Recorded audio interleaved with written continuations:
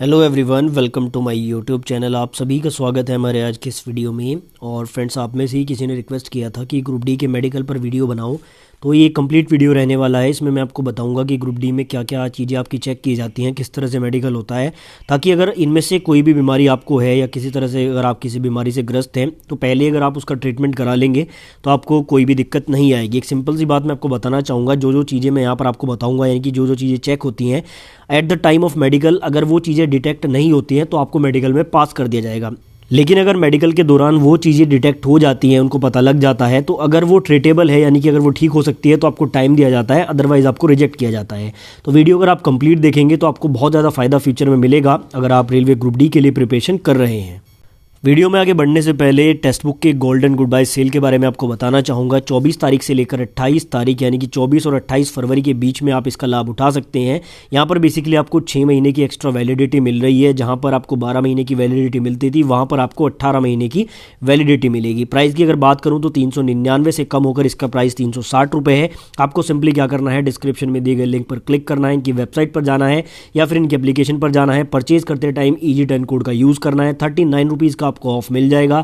यहाँ पर 480 से ज़्यादा एग्जाम्स के लिए 36,000 से ज़्यादा मॉक टेस्ट अवेलेबल हैं। अगर आप अपनी प्रिपरेशन को एनहेंस करना चाहते हैं तो मॉक टेस्ट लगाना बहुत जरूरी होता है। तो डिस्क्रिप्शन में मैंने लिंक दिए, आप जाकर चेकआउट जरूर करें। तो फ्रेंड देखिए, सबसे पहले तो मैं आप लोगों को दिखा देना चाहता हूँ, बिल्कुल ऑफिशियल नोटिफिकेशन के माध्यम से आप लोग यहाँ पर देख सकते हैं। RRC 1/2019 यहाँ पर लिखा हुआ है। पोस्ट पैरामीटर्स के बारे में यहाँ पर बताया गया। तो देखिए, टोटल 17 पोस्ट इस बार है, जो आपकी 1 लाख वैकेंसी है, और उन पोस्ट के अकॉर्डिंग कौन कौन से मेडिकल स्टैंडर्ड यहाँ पर रिक्वायर्ड है वो बताए गए। जैसे कि यहाँ पर बात करते हैं असिस्टेंट वर्कशॉप के लिए आपका मेडिकल स्टैंडर्ड C1 होना चाहिए। इसी तरह से अगर बात करते हैं यहाँ पर आपका पॉइंट्समैन के लिए जो आपका मेडिकल स्टैंडर्ड है वो A2 होना चाहिए। ठीक है, यहाँ पर आप लोग देख सकते हैं। तो इस तरह से यहाँ पर सभी मेडिकल स्टैंडर्ड बताएंगे। अब यहाँ पर मैं आपको बता दूं, देखिए यहाँ पर जो आपका A2 है वो सिर्फ एक ही पोस्ट में मांगा गया है, यानी कि अगर असिस्टेंट पॉइंट्समैन की आपको पोस्ट मिलती है तो A2 मेडिकल स्टैंडर्ड आपको क्लियर करना होगा। उसके बाद देखिए B2 यहाँ पर मांगा गया है आपका असिस्टेंट ऑपरेशंस इलेक्ट्रिकल वालों के लिए। ठीक है, उसके बाद जितने भी यहाँ पर मेडिकल स्टैंडर्ड है या तो वो सारे B1 है या फिर आपके C1 है। ठीक है, तो बेसिकली इस वीडियो में हमें बात करनी है आपके A2 मेडिकल स्टैंडर्ड के बारे में, B1 के बारे में, और यहाँ पर देखिए B2 के बारे में और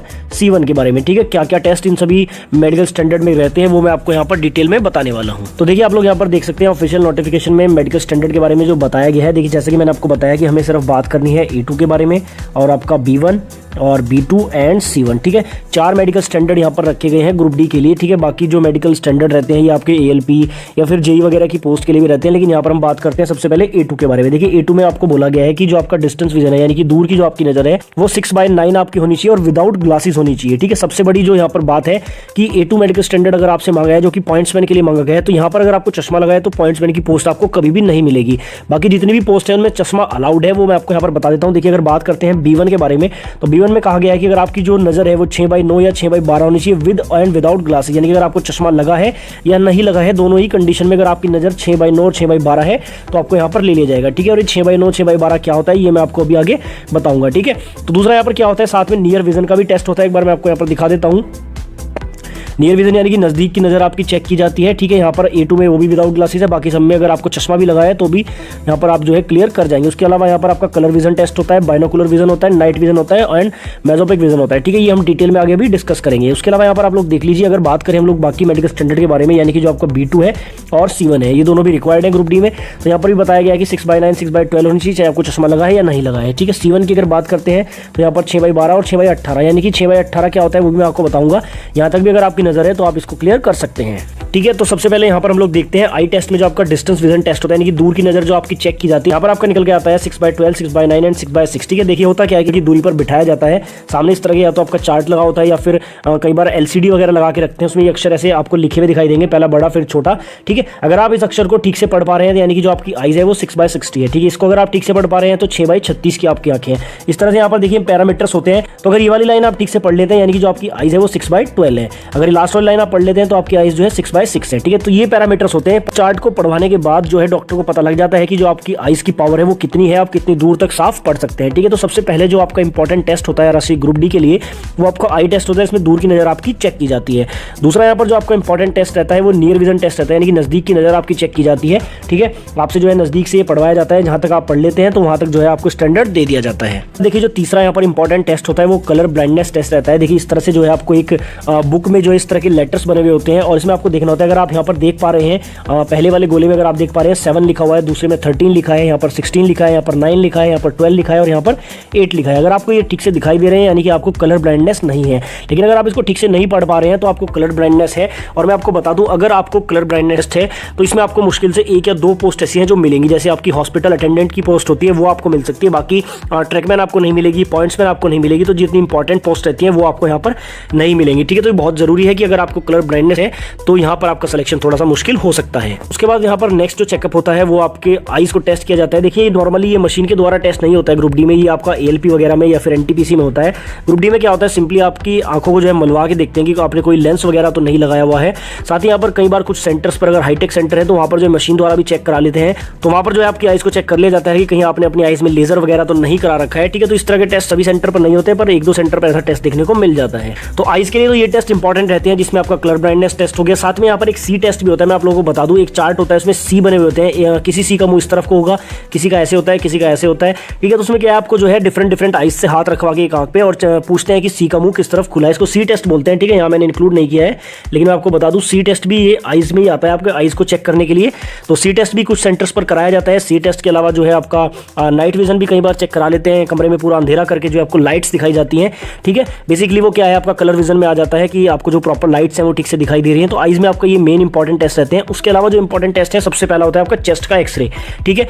आपकी चेस्ट का एक्सरे करते हैं कि आपकी कोई भी जो चेस्ट की बोन है वो कहीं से टूटी नहीं है, कोई ऑपरेशन वगैरह से जोड़ी नहीं है, कोई रोड वगैरह कुछ ऐसा तो नहीं है, तो वो लोग वहाँ पर चेक करते हैं। दूसरा यहाँ पर मैं आपको बता दूँ, अगर किसी को हल्की फुल्की चोट चेस्ट में कभी लगी है, थोड़ी बहुत अगर प्रॉब्लम है, तो उसको कोई अगर दिक्कत नहीं है, तो अगर उसको चलने फिरने में कोई दिक्कत नहीं है, कुछ उसको फील नहीं हो रहा है बाहर स्किन में, तो कोई दिक्कत नहीं आती है। बाकी अगर किसी की मेजर प्रॉब्लम है, कोई हड्डी ज़्यादा टूटी हुई हड्डी बाहर निकली, तो वहाँ पर उसको थोड़ी सी प्रॉब्लम आ सकती है। इसके बाद दूसरा यहाँ पर इंपॉर्टेंट टेस्ट होता है आपका यूरिन का टेस्ट। देखिए यूरिन टेस्ट में बेसिकली क्या होता है, आपका यूरिन ले लेते हैं, 1 से 1.5 घंटे में उसकी रिपोर्ट आती है। यूरिन में वो लोग चेक करते हैं आपका किडनी का फंक्शन, ठीक है। किडनी अगर आपकी प्रॉपर काम कर रही है तो उस रिपोर्ट में पता लग जाता है। साथ ही यहाँ पर किडनी स्टोन का भी पता लग जाता है उस रिपोर्ट में। दूसरा जो आपका इंपॉर्टेंट टेस्ट है वो यूरिन का रहता है। तीसरा यहाँ पर जो आपका इंपॉर्टेंट टेस्ट है वो ब्लड का टेस्ट होता है, डायबिटीज के लिए, ठीक है। देखिए ब्लड का टेस्ट मेनली डायबिटीज के लिए ही होता है ग्रुप डी में, और यहाँ पर सिर्फ आपका डायबिटीज वो चेक करते हैं। छोटी वाली मशीन आती है, एक ड्रॉप आपकी ब्लड की डालते हैं और आपका जो शुगर लेवल है वो वहाँ पर पता लग जाता है। उसके बाद नेक्स्ट जो आपका टेस्ट होता है हाइड्रोसील टेस्ट। देखिए हाइड्रोसील टेस्ट की अगर बात करते हैं तो जो आपके टेस्टिकल होते हैं उसमें पानी भर जाता है, ठीक है। तो वो वाला यहाँ पर जो है जांच की जाती है। यहाँ पर आपकी मेजर प्रॉब्लम है तो यहाँ पर थोड़ा सा आपको टाइम दिया जाता है उसको ठीक कराने के लिए। अगर आपकी माइनर सी प्रॉब्लम है तो तभी आपका सिलेक्शन ले लेंगे, उसमें इतना ज़्यादा इशू वहाँ पर नहीं रहता है। नेक्स्ट यहाँ पर टेस्ट होता है आपका पाइल्स का। देखिए जो पाइल्स का टेस्ट है वो सभी सेंटर्स पर नहीं होता है। पिछली बार जब ग्रुप डी का एग्जाम हुआ था, पूरा एनालिसिस हमने किया था मेडिकल का, तो वहाँ पर क्या हुआ था कि सभी सेंटर्स पर पाइल्स का चेकअप नहीं हो रहा था। किसी सेंटर पर चेकअप कर रहे थे, किसी पर नहीं कर रहे थे। अब देखिए जो लास्ट के दोनों टेस्ट हैं, अगर इनमें से आपको कोई प्रॉब्लम है तो यहाँ पर आपको टाइम दिया जाता है। टाइम देकर वो लोग क्या करते हैं, 1 से 2 महीने का टाइम देते हैं। अगर इनको ठीक करा के दोबारा मेडिकल के लिए आते हैं और दोबारा अगर आप ठीक पाए जाते हैं तो आपको जॉब मिल जाती है। उसके अलावा यहाँ पर एक और टेस्ट आपका होता है ब्लड प्रेशर। देखिए बीपी की जांच की जाती है, नॉर्मल टेस्ट होता है। कई बार क्या होता है स्टूडेंट टेंशन में आ जाते हैं जब उनका मेडिकल होता है तो बीपी वहाँ पर चेक कर लेते हैं, लेकिन बीपी का इतना कोई खास रोल नहीं होता है, क्योंकि डॉक्टर बोलते हैं कि अगर आपका बीपी है तो आप आराम से थोड़ी देर बैठ जाइए, पानी वगैरह पी के दोबारा आ जाइए। तो बेसिकली वहाँ पर सभी स्टूडेंट्स का बीपी नॉर्मल आ जाता है। अगर किसी को मेजर प्रॉब्लम है, जिसका बीपी हाई रहता है या लो रहता है, तो उनको वहाँ पर थोड़ी प्रॉब्लम आ सकती है। बाकी बीपी वाले टेस्ट में लगभग सभी पास हो जाते हैं, ठीक है। तो इस तरह से यहाँ पर जो मेन टेस्ट होते हैं वो यही रहते हैं। एक बार मैं रिपीट कर देता हूँ कि किस तरह से आपके टेस्ट होते हैं। सबसे पहले आपके आइज का टेस्ट होता है, जिसमें आपका नियर विजन और डिस्टेंस विजन दोनों चेक होते हैं। किस तरह से होते हैं मैंने आपको बता दिया। उसके अलावा यहाँ पर आपका कलर विजन टेस्ट होता है, जिसमें कलर आपको देख के बताने होते हैं। उसके अलावा आपका C टेस्ट होता है, फिर आपका जो है नाइट विजन टेस्ट भी हो जाता है कुछ सेंटर्स पर। उसके बाद देखिए आपका जो है ब्लड प्रेशर यहाँ पर मेनली चेक होता है, यूरिन टेस्ट होता है, ब्लड टेस्ट होता है, हाइड्रोसील टेस्ट होता है, और आपका जो है कुछ जगह पाइल्स का चेकअप भी हो जाता है, ठीक है। अब देखिए स्टूडेंट के सवाल क्या रहते हैं कि इसके अलावा भी क्या कोई टेस्ट होता है। सबसे पहले आपको बता दूं, देखिए आपका जो कान होते हैं कि ईयर्स का टेस्ट नहीं होता है, ईयर्स का कोई भी चेकअप जो है RSC ग्रुप डी में नहीं लिया जाता है। उसके अलावा जो है आपके टीथ का कोई भी चेकअप नहीं होता है। हाइट एंड वेट का भी कोई रोल यहाँ पर नहीं होता है। कुछ स्टूडेंट को डाउट रहता है कि मेरा वेट ज़्यादा है,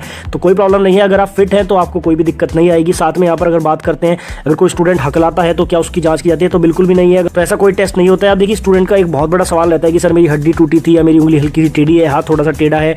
तो मैं आपको बता दूं, देखिए यहाँ पर अगर आप चलने फिरने में बिल्कुल सक्षम है, आपकी प्रॉब्लम बाहर एकदम से शो नहीं हो रही है, ज़्यादा एग्जामिन करने के बाद ही अगर वो शो हो रही है तो वो लोग उसको माइनर प्रॉब्लम मानते हैं और वहाँ पर आपको पास कर देते हैं। लेकिन अगर मेजर प्रॉब्लम शो हो रही है, चलते हुए प्रॉब्लम हो रही है, आपका चलना वहाँ पर जो है उनको साफ दिखाई दिखाई दे रहा है कि लेग में कोई प्रॉब्लम है या फिर हाथ में कोई प्रॉब्लम है, उंगलियां अगर टेढ़ी हैं, कोई हड्डी टूटी हुई है, तो वहां पर वो मेजर प्रॉब्लम में काउंट की जाती है, उसमें तो आपको जो है डिस्क्वालीफाई वहां पर किया जा सकता है। बाकी देखिए इसके अलावा नॉक नी, फ्लैट फुट वगैरह का टेस्ट जो है आरएससी ग्रुप डी में कोई मायने नहीं रखता। उसके अलावा मैंने आपको बता दिया है टीथ का, ईयर का कोई चेकअप नहीं होता है। बाकी अगर आप चलने फिरने में सक्षम है, बोलने में, देखने में सक्षम है, छोटी मोटी प्रॉब्लम अगर आपकी बॉडी में है तो कोई दिक्कत नहीं है। वहां पर जो है ग्रुप डी में इतना टिपिकल नहीं होता है आपका मेडिकल का चेकअप, नॉर्मल वहां पर मेडिकल चेकअप होता है और आप आसानी से उसको पास कर सकते हैं। तो फ्रेंड्स इस वीडियो में लगभग मैंने आपको सभी पॉइंट्स बताए जो आप लोगों के लिए इंपॉर्टेंट थे। अगर इसके अलावा भी आपका कोई क्वेश्चन रह जाता है तो आप कमेंट बॉक्स में लिख सकते हैं, मैं नेक्स्ट वीडियो में आपका आंसर कर दूंगा।